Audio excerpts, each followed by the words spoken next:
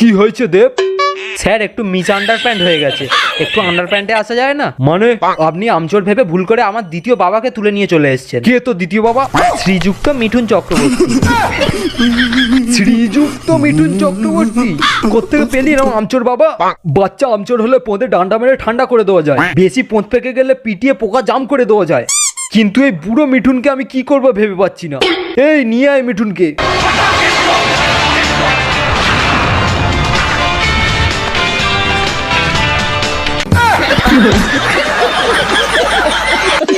বাচ্চা ছেলে তাই আপনার গাছের আম খেয়ে ফেলেছে, এ তো সাধারণ ব্যাপার।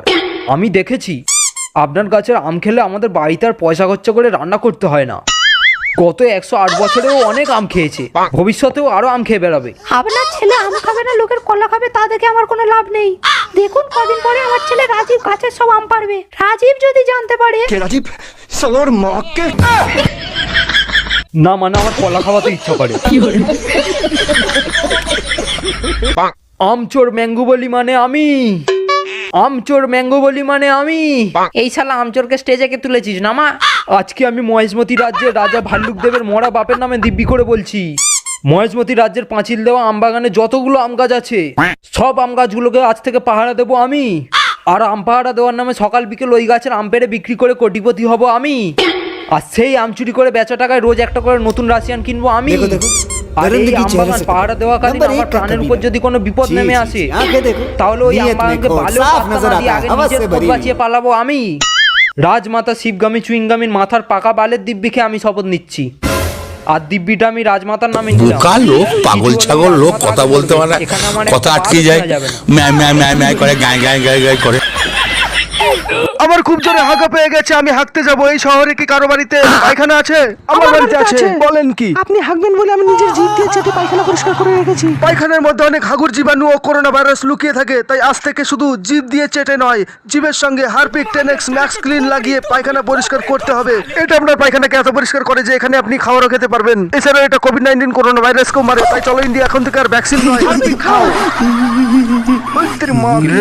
বল কি তোর বিচিতে লেগেছে?